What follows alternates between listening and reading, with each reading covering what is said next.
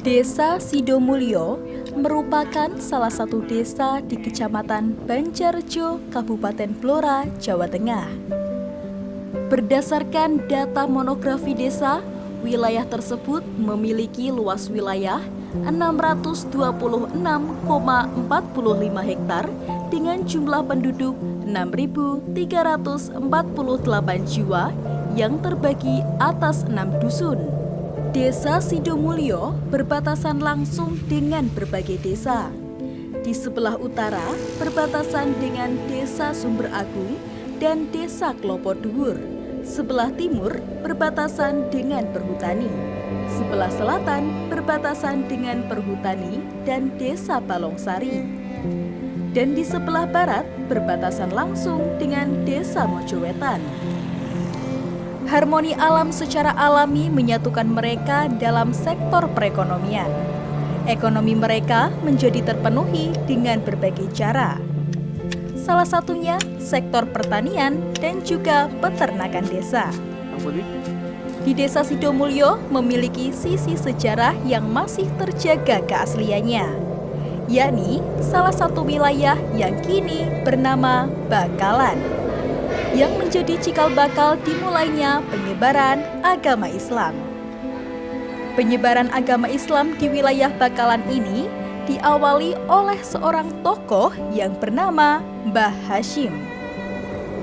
Mbah Hashim merupakan tokoh karismatik yang menyebarkan agama Islam di daerah Desa Sidomulyo ini.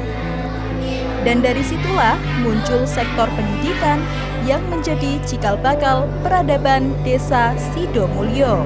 Kang kawula mangertosi nggih niki ceriyos cerita-cerita saking tiyang sepuh, saking bapak, saking mbah, saking derek-derek niku Mbah Hashim nggih punika tiyang nggih bisa dikatakan tiyang alim, baik niku ngalim ilmu syariat kalih ilmu napa nggih bangsa-bangsa sing kanuragan utawa ilmu mistik. Piyambakipun menurut cerita saking mbah-mbah, saking bapak niku saking daerah Lasem. Sakmenika mriki dipun ajak nggih punika Mbah Abdurrahman yang asli mriki. Mbah Abdurrahman nggih punika salah setunggalipun tiyang bisa dikatakan wong sugih nak wong Jawa darani nggih. Mungkin rencange waktu ngaos teng Bonang mriko terus dijak mriki tujuanipun nggih punika zaman sakmenika tesih kathah napa nggih semacam padose begal-begal perampok ngoten niku. Dados Mbah Hashim disuwun mriki kangge melindungi daerah mriki saking gangguan niku wau. Kalih disuwun kangge nyiarake agama Islam. Ya sakmenika dipun paringi tanah mriki sakilene sekali masjid Bani Hashim menika. Dari sejarah tersebutlah muncul berbagai aspek. Salah satunya aspek pendidikan yang menjadi salah satu cikal bakal pendidikan yang ada di Desa Sidomulyo. Mbah Hashim menika kados ingkang gencar-gencare pendidikan Islam. Kados niku sak jamanipun putranipun Mbah Soleh. Lalu Mbah Hashim menika cara Jawane buka nggih, buka daerah mriki kersane aman. Nah, terus dilanjutkan kalih putrane ingkang asmi Mbah Soleh. Metodonipun tesih salaf nggih.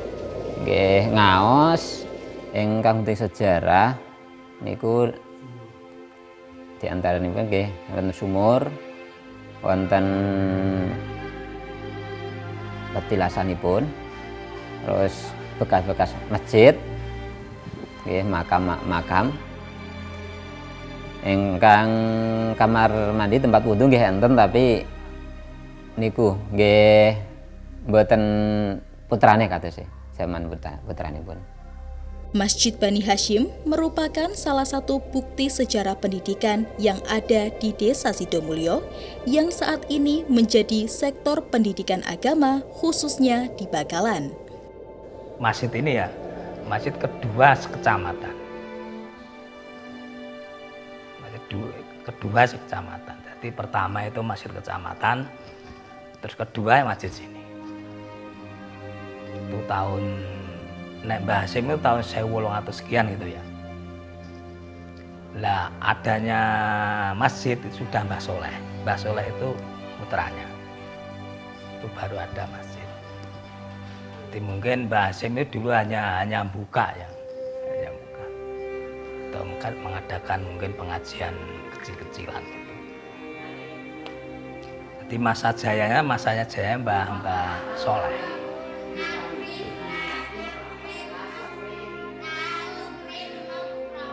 Awet nggih kula langsung ngriki terus niki dini itu mriki pun nenten. Pun nenten niki. Nggih dini cilik-cilikan ae ndak-ndake ngono ora terus aku ageng mboten. Niki taruh rada lumayan. Ibu-ibu ya tuwek-tuwek niku nggih belajar ngaji kali tiyang sepuh-sepuh. Bu ibu-ibu kali ibu-ibu. Bocah-bocah niki nggih diwarai apalan ngoten mawon, mboten enten nek diwarai arep bak tak niku anu sing cah cilik-cilik diwarai arep bak tak niku. Niku nek brang kidul niku rak nembe inggal mawon. Brang kidul niku musala terus di masjid terus ndamel Jumat Kiamat. Paune mriku niku mboten wonten santri. Nggo miring niku sitok mboten enten sing sawat. Biyen. Turawet kula teng mriki niku. Sing enten nggih namung Bakalan sarasane. Namine Bakalan iki. Niki Bakalan. Mulane jenenge Bakalan iki bakal wawune.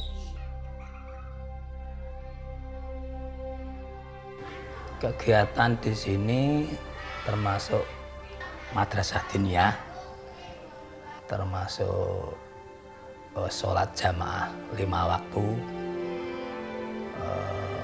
ada khataman Quran 8 dino sepisan, khususiyah, dan pengajian muslimat, terus pengajian hari besar.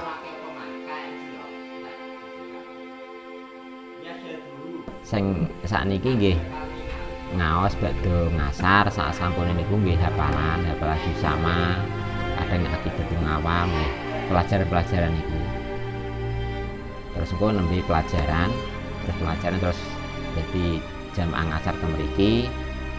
Terus badhe niku hafalan terus sakmene niku pelajaran terus sak niku terus tekan magrib istirahat kali magrib niku badhe magrib ngaos malih. Badhe magrib niku ngaos Quran biasanya. Ngaos Quran, ngaos kiambak. Terus badhe niku nggih nembe pelajaran malih, terus ngisak terus langsung.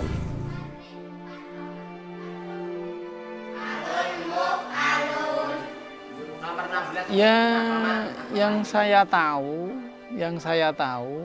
dampaknya itu menyebarnya yang pertama yang jelas karena yang secara umum pendidikan yang dikenal di Sidomulyo itu pendidikan agama dulunya waktu Mbah Hasim itu yaitu penyebaran agama Islam sendiri yang dulu mungkin kebanyakan masih Islam abangan ya sudah Islam tapi masih abangan, banyak yang belum sholat, belum puasa, tapi dengan adanya pendidikan itu dari berbagai desa sekitar Bakalan akhirnya menyebar Islam.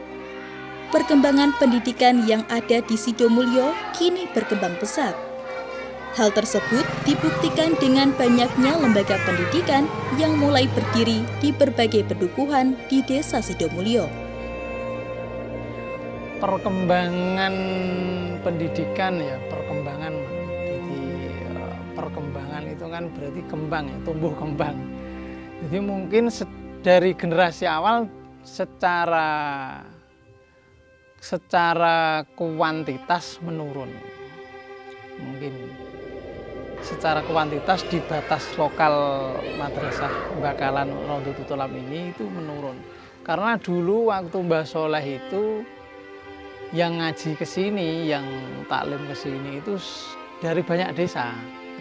Dari desa-desa sebelah, desa seberang, bahkan ada semacam pondok pesantren ada sebenarnya menginap santri menginap. Berhubung karena sekarang itu banyak lembaga pendidikan yang berdiri di desa-desa masing-masing, akhirnya secara mau tidak mau ya berkurang secara kuantitas. Tapi sebenarnya juga tidak berkurang kalau dihayati, karena apa? Karena mereka pun alumni sini, yang sudah jadi alumni dari sini, mereka pulang ke desanya masing-masing, mereka mendirikan tempat pendidikan. Bahkan adanya pondok pesantren juga menjadi bukti penyebaran Islam yang ada di Desa Sidomulyo dan didukung oleh pengajar yang lebih profesional, juga mendorong berkembangnya sektor pendidikan di Desa Sidomulyo. Dari sisi kualitas, sebenarnya untuk pengampu atau tenaga pengajar sendiri sudah ada peningkatan. Pasti karena banyak jebolan dari pondok pesantren yang ada di luar daerah, mungkin luar kabupaten, dari daerah-daerah Tuban, ada daerah Sarang Rembang, ada yang dari mana itu daerah pokoknya sekitar wilayah sekitar Blora, Rembang dan lain sebagainya itu. Jadi dari sisi kualitas pengampu itu naik, istilahnya naik grade-nya pengajarnya dari dulu. Perlu kami jelaskan bahwa mengenai perkembangan pendidikan Islam di Desa Sidomulyo untuk sampai saat ini menurut kami cukup pesat, dikarenakan banyak warga yang istilahnya pun mondok di pondok pesantren di luar daerah seperti di daerah Lasem, Rembang, Tuban, Jombang dan lain sebagainya. Menurut kami itu akan membawa ilmu ke desa kami. Dan sampai saat ini desa kami ada 10 madrasah diniyah yang terdaftar di FKDT, yaitu Forum Komunikasi Diniyah Taklimiyah Kementerian Agama, yaitu yang pertama adalah Tarbiyatus Sibyan yang ada di Dukuh Tengger, yang kedua adalah Matiholiul Hikmah di Dukuh Tengger, Ma'baul Aslah di Dukung Rayung, Rodutul Tulab di Dukung Rayung, Miftaul Huda Dukung Rayung, Nurul Falak Dukung Gumiring, Wali Songo di Dukung Gumiring, Miftaul Huda Dukung Kenongo, Darul Falakin Dukung Kenongo, dan Anadliyah Dukung Kenongo. Jadi untuk sampai saat ini di Dukuh Tengger ada 2 madrasah diniyah yang terdaftar di FKDT. Di Dukung Rayung ada 3 madrasah diniyah yang terdaftar di FKDT, dan di Dukung Gumiring ada 2 madrasah diniyah, serta Dukuh Kenongo ada 3 madrasah diniyah. Jadi menurut kami itulah potensi secara keilmuan pendidikan baik formal maupun keagamaan yang ada di Sidomulyo. Harapan kami ke depannya untuk perkembangan Islam Sidomulyo dengan pesat dan baik, artinya untuk membawa kemaslahatan dunia dan akhirat.